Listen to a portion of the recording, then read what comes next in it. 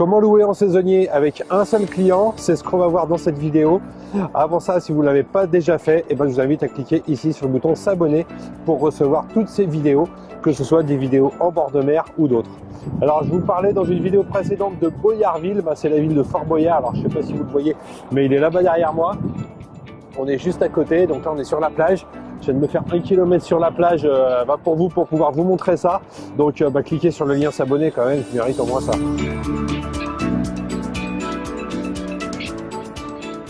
Comment faire pour louer en saisonnier avec un seul client? Ça, c'est une stratégie qui est un petit peu originale, mais il faut savoir que c'est des choses qui se font notamment dans les stations de ski, en bord de mer ou dans des endroits touristiques. C'est d'avoir des contrats avec des employeurs qui vont employer des saisonniers, justement, avoir des employés juste pour la saison, alors que ce soit des serveurs dans des restaurants ou des gens qui vont faire de l'animation, que ce soit des moniteurs de ski, que ce soit n'importe quel métier. Ici, au bord de mer, il y a des gens, des profs de voile, des profs de tir à l'arc, des profs de tas d'activités.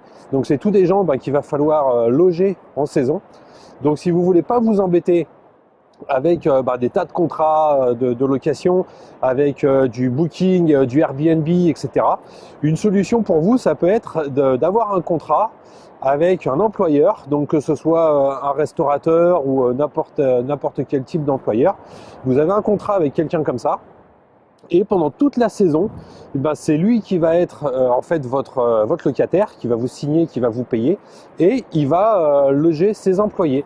Donc ce qui fait que si vous avez un appartement avec 4 ou 6 ou 8 couchages ou quel que soit le nombre de couchages, vous allez être plein et lui il va mettre tous ses employés dedans et ça peut vous permettre comme ça d'avoir un bien que vous allez pouvoir utiliser quand vous en avez envie, parce que ce type de bien ça va être si vous êtes dans des endroits touristiques, là où il va y avoir une activité saisonnière. Donc si vous voulez acheter un bien par exemple pour votre retraite ou pour pouvoir y passer des courts séjours en dehors des périodes de vacances, ça peut être une très bonne solution. C'est de garder le bien pour vous, pour y aller quand vous voulez. Et pendant la saison, si vous voulez pas vous embêter au niveau de la gestion, vous avez une seule personne qui vous le loue pour 3 mois ou 4 mois ou 6 mois. Et c'est cette personne-là qui va vous payer un loyer. Alors ça va coûter beaucoup plus cher que s'il louait un appartement à l'année.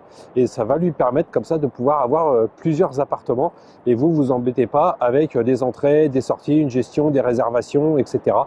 Voilà, ça peut être une solution alternative par rapport à ça, dans l'objectif surtout. Alors là, ça va pas être dans l'objectif de faire de l'argent avec de la location saisonnière, mais ça va surtout être si vous voulez avoir une maison ou un appartement pour vos vieux jours, pour y habiter quand vous serez à la retraite, et pendant ce temps-là, vous voulez quelque chose qui s'autofinance, mais vous voulez pouvoir en profiter, vous, pour des longs week-ends, pour des périodes de vacances ou autres. Ça peut être une très bonne solution pour pouvoir augmenter votre rentabilité et sans vous embêter avec de la gestion, parce que je sais que ça, la partie gestion, ça repousse beaucoup de monde pour faire de la location saisonnière. Donc c'est une alternative qui est faite très fréquemment dans les endroits touristiques. Il y a même des résidences dans certains endroits, je sais que ça se fait notamment dans les stations de ski, des résidences pour les saisonniers. Donc c'est quelque chose que vous pouvez faire également pour pouvoir optimiser votre rendement. Si vous avez un appartement, plutôt que de l'avoir vide pendant la saison, quand vous n'y êtes pas, vous pouvez le louer à des saisonniers en traitant directement avec des employeurs. Voilà, ça c'était une petite astuce que je voulais vous donner. Je sais qu'il y a beaucoup de personnes que je rencontre qui aimeraient bien faire de la location saisonnière, mais qui ne veulent pas s'embêter avec de la gestion, ou des gens qui voudraient optimiser ou remplir un appartement ou une maison pendant des périodes où ils n'y sont pas. Donc voilà, ça c'est une petite astuce que je tenais à vous donner. Tant qu'on est là, qu'on est à côté de Fort Boyard, je voulais vous le montrer sous un aspect qu'on n'a pas l'habitude de voir et surtout qui n'est jamais montré à la télé. C'est la partie logistique du Fort Boyard. Alors d'ici on ne le voit pas, donc je vais essayer de le grossir au montage. Tiens là, je ne sais pas si comme ça vous le voyez mieux. Je ne sais pas trop ce que ça va donner au montage, mais comme vous le voyez, il y a une plateforme qui est un petit peu à l'écart du Fort Boyard. Donc ici, on ne s'en rend pas compte, mais elle est à peu près à 20 mètres en retrait du fort. C'est la plateforme logistique, donc c'est la plateforme sur laquelle accostent les bateaux pour décharger les participants du jeu télé et en même temps décharger tout le matériel. Et c'est dessus qu'ils mettent toutes les caméras de télé, quand on les voit qui font des épreuves sur des poutres, qui sautent à l'élastique et tout ça, et qu'on voit qu'il y a des prises de vue qui sont faites à l'extérieur du fort. C'est pas des prises de vue qui sont faites par des drones ou par des hélicoptères, c'est simplement des prises de vue qui sont faites à partir de la plateforme. Il y a plusieurs caméras de télé, il y a des tourelles de télévision qui sont dessus pour pouvoir tourner, faire des zooms, des travelling et tout ça. Donc tout ça, c'est implanté sur la plateforme. Et quand on vient ici au printemps, on a la chance de voir tous les bateaux et de voir tout le tournage qui se fait. On aperçoit ça de loin. Et voilà, c'est quelque chose d'assez original, d'assez sympa à voir. Et quand on se balade en ville, ici, il peut arriver de croiser des animateurs de télé, les participants, les nains aussi, Passepartout et tout ça, tous ces gens-là, on les croise. Voilà, moi cet été, j'ai rencontré Passepartout qui était dans un supermarché. Donc voilà, c'est quelque chose qui est assez sympa. Voilà, et puis en même temps, ça permet ici de vous faire découvrir les grandes plages. Donc là, on voit qu'on a des plages qui sont assez grandes. Et chose étonnante, c'est qu'en été, il y a quasiment autant de monde qu'aujourd'hui. C'est des plages qui sont pas très connues, qui sont assez désertes. Donc voilà, c'est un endroit qui est assez sympa si vous voulez venir en vacances.